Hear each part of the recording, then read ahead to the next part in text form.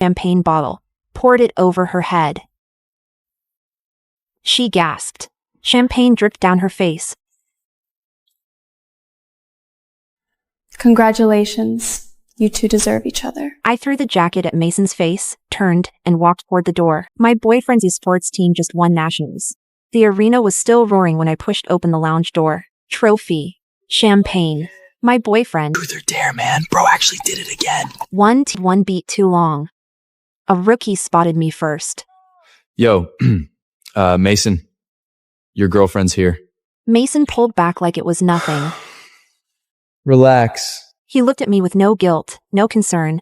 She wouldn't care. Someone on the couch let out a nervous laugh. Dude, if your girl saw that. Olivia's not going anywhere. Exactly. She's too far gone. I set the jacket on the nearest table. Haley smoothed her hair and gave me a smile. We were literally just playing truth or dare. If something was going on between us, it would have happened already. She was quoting him. I'd heard the exact same words before. Every time I asked why she was always in his hotel room, why she was his first call after a win, why her name lit up his phone more than mine. I smiled back at her, picked up the nearest champagne bottle, poured it over her head. She gasped. Champagne dripped down her face. Congratulations. You two deserve each other. I threw the jacket at Mason's face, turned, and walked toward the door. Mason caught me before I made it 3 steps. His hand closed around my arm, his fingers digging in. Apologize to her. His voice was flat, commanding, like I was a teammate who'd missed a call. We're done. Behind him, Haley stood there soaking wet, but underneath all that fake shock was something satisfied. Mason, it's fine. Just apologize to Olivia. I don't want to cause problems. Ask Olivia to calm down. I don't want drama. He laughed. Fine, but don't come crying to me when you realize you screwed up. Scumbag! I walked out. Something hit my back just before the door closed. The jacket. Custom made, hand sewn, 3 weeks of work. Take your crap with you! The door shut. I stood in the hallway with champagne in my hair and a jacket in my arms, the roar of the crowd still echoing from the arena floor. Through the door, I could hear them. How long until she comes back? A month? She looked pretty pissed. 2 weeks tops. No, 1 week's tops. I stood there frozen. You just gonna stand there all night? Leo was leaning against the wall a few feet away. Mason's rival now. I opened my mouth to fire something back. The lounge door swung open behind me. What's going on out here? I'm confessing to her. He took my hand and pulled me down the hallway before anyone could react. I tried to pull my hand back. What are you doing? Is this some kind of joke? I was getting you out of an awkward situation. I stared at him. I didn't get it. Every time Mason wrapped an arm around me, Leo's expression would darken. Every time I showed up at their matches, he barely looked at me. My phone buzzed. I pulled it out.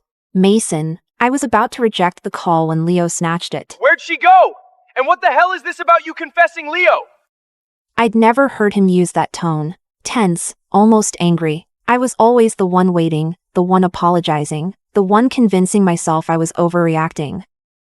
So that's it? You already had someone lined up, Olivia? Yeah, I like Leo. He's better than you at everything. I hung up before he could respond.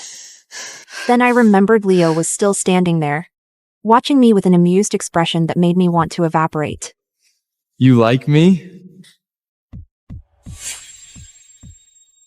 After one night with my foster father, Dominic, I found out I was pregnant. I clutched the pregnancy test and confessed my love to him. He rejected me. Then he got together with my best friend, Blair. Blair framed me for pushing her down the stairs and causing her miscarriage. Because of that, I was sent to London for college. When my water broke in the hospital, the pain nearly tore me apart, but I couldn't even afford the bill, so I called Dominic. Dominic, please.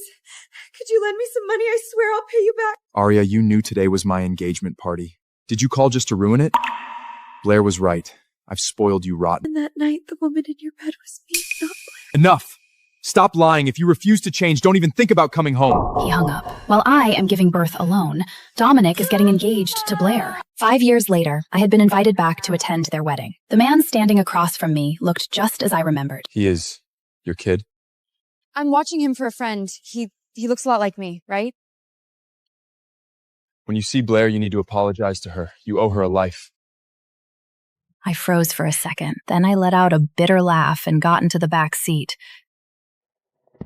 Dominic rolled down the window and blew out a stream of cigarette smoke.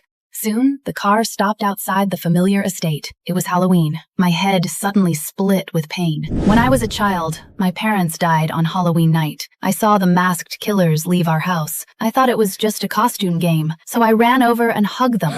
Their bodies were already cold. My parents' friend Dominic handled the funeral and became my guardian. You're safe, good girl.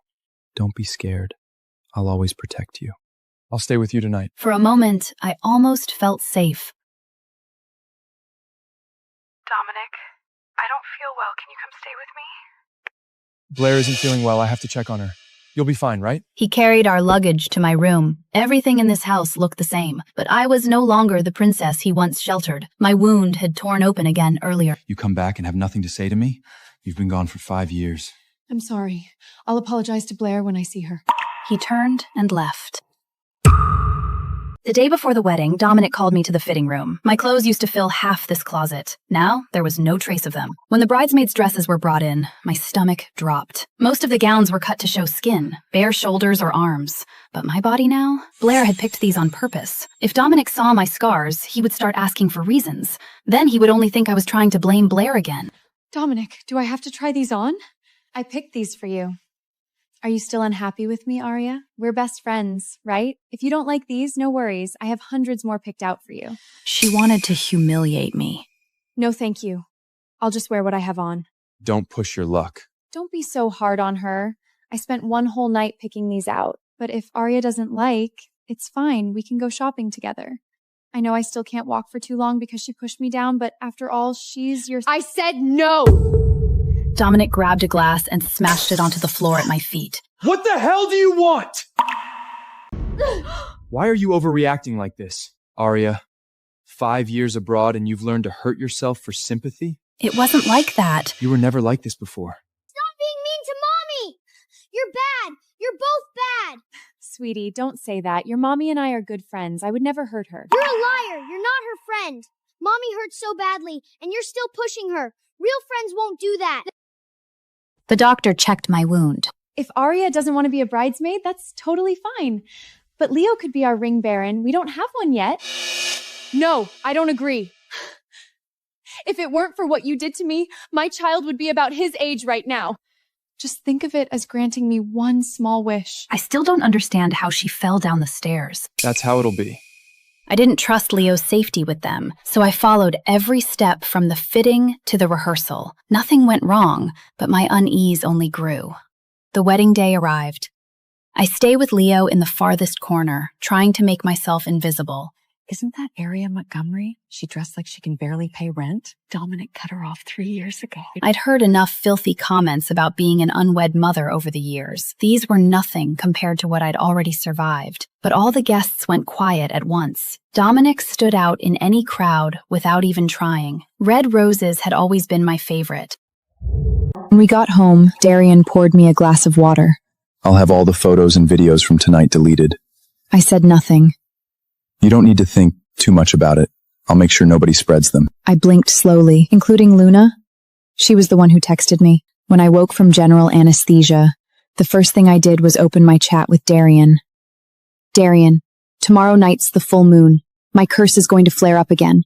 The doctor said the success rate this time is only 1 in 3. If I wake up and you're not there, then we're over. The messages had been sent a day ago. He still hadn't replied. Then an anonymous message popped up. A video. The bedside clock showed the exact time I'd been in surgery the night before. In the video, he looked so passionate. But in our chat history, every reply he ever sent me was cold. I'm busy. Get my assistant to sign the papers. I'm in a board meeting. You don't need to tell me these things anymore. Eventually, he muted my messages altogether and assigned me a private assistant, someone whose only was signing documents that required a partner's authorization. Sorry, but I don't think he'll have time to visit you today either. I stared blankly at that message, and finally decided to give up on this relationship. I texted the assistant. Don't come anymore. Then I called my lawyer. Draft a separation agreement for me. As the anesthesia wore off, my skull started throbbing with pain. I couldn't even close my eyes. When this curse flared up, I might lose my left eye completely. Half conscious, I wondered, if I died on that operating table this time, when would Darian find out? Probably when they called him to identify my body. After all, his time and attention would never belong to a beta like me, someone without pheromones. That evening, the isolation room door opened. Darian walked in carrying a thermos bag and a gift bag. How are you feeling? I'm okay. That's good.